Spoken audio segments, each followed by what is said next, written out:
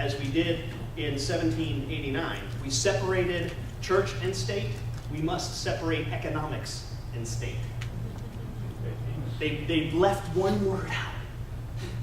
If they had just put commerce in there and said, look, Congress shall make no law. They actually did, but we successfully ignored it through Supreme Court decisions in the 30s, the Commerce Clause, all that stuff, right?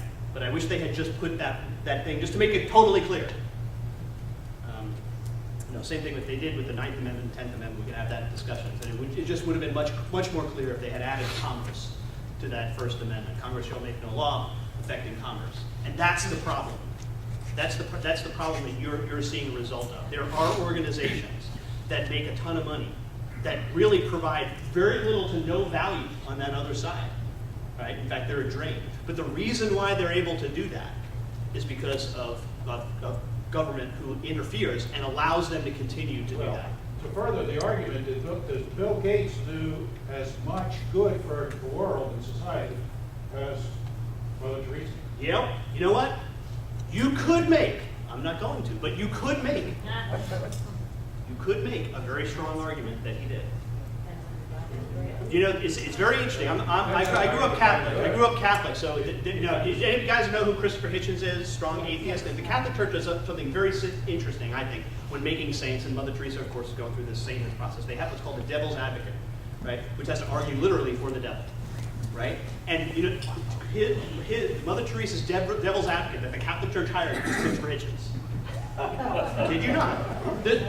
Now, I think this is a good sign about the Catholic Church. Say, look, we're going to go this way. We're going all the way. Right? And one of the things that he said in his report, and it's somewhere on the web. I wish I could give you a chapter and verse on it, but I can't. Where he says this: I found her to be more a lover of poverty than of those in poverty.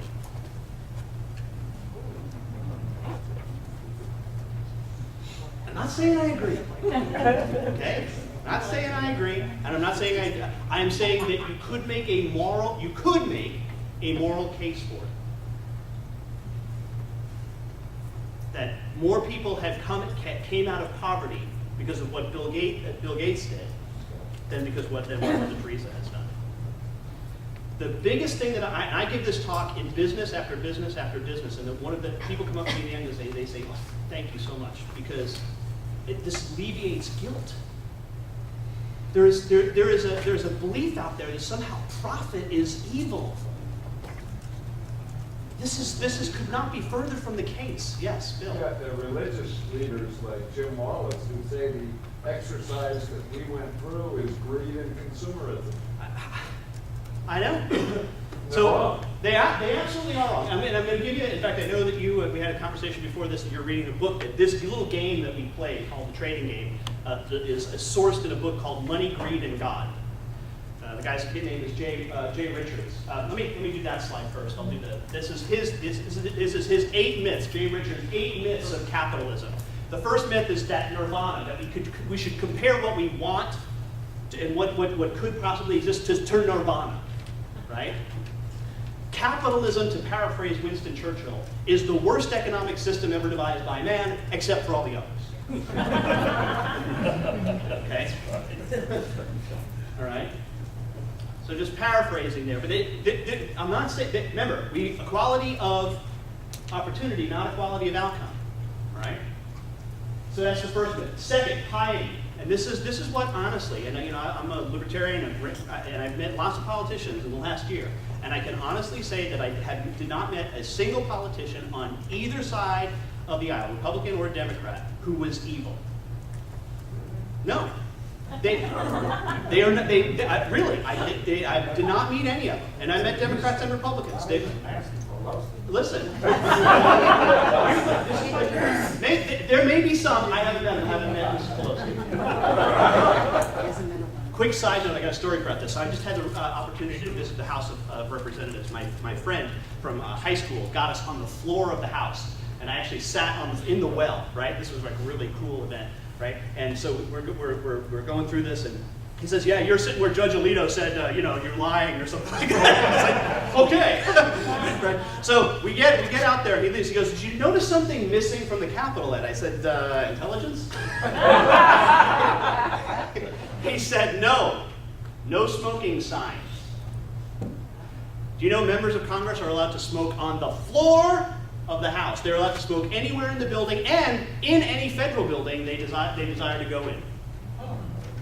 They exempted themselves, once again, from the law. We're walking down the hall, and my friend says, Boehner's not in today. How do you know? Because if you were in, you'd smell the smoke from here.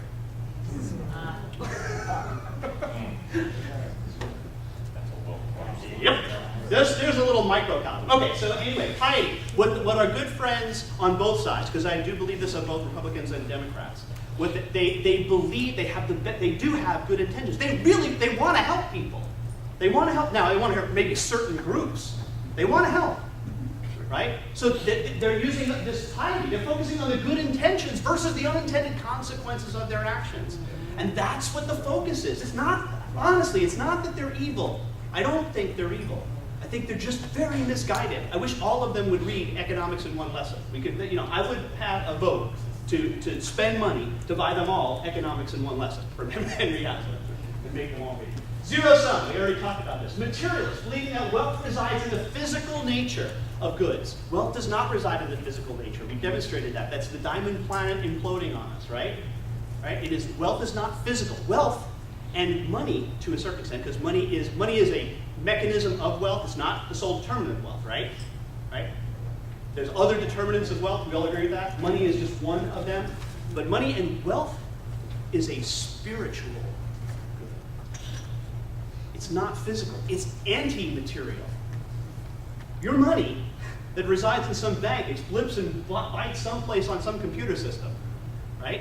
But yet you carry it with you. You can walk into a store and give somebody a $20 bill or a freaking piece of plastic, and they go, yeah, okay, you can have what you just took.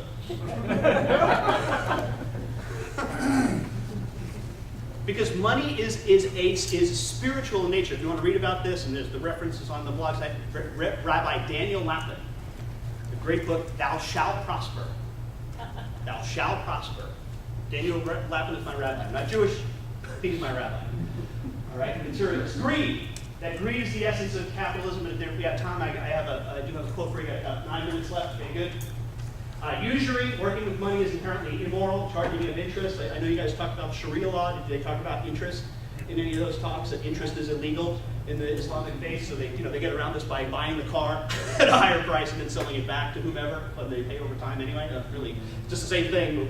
But this is all of these things we've got to do to jump through these. Artsy, confusing aesthetic judgments with economic arguments. We say, oh, that's beautiful. Well, must be. There must be a lot. There must be a lot of value to that. No. And then freeze frame. And this is one that we all are guilty of. Myself included on this. We think that current trends are going to hold. All right, I got into an argument today with somebody over this idea of we should force people to buy green energy. Like, why? First of all, they've been promising that we've hit pre-peak oil every decade since the 50s, right? I don't know if I just read an article on the way here that they discovered like a ton of oil now under Israel. Have you heard about this? Yeah. You think it's complicated now? You think it's complicated now? Wait till and it's like the same amount of oil that's in Kuwait. It's just, it's like really big. All right, so. But this whole idea that we have this freeze frame, that things are going to be the way they say, that they always were. In 1900, 1910, oil was a problem for the farmers of Texas. Right? Oil was a problem for the farmers of Texas. It was bubbling up through the ground like, trust, I can't plant there. This is a problem. Right? But it was only through what? Human knowledge and ingenuity that said, well, we can make something out of this. Right? To make this go away. By the way, it was oil that saved the whales. Yes. Okay? John D. Rockefeller saved the whales. Let your Greenpeace friends know that. That ought to settle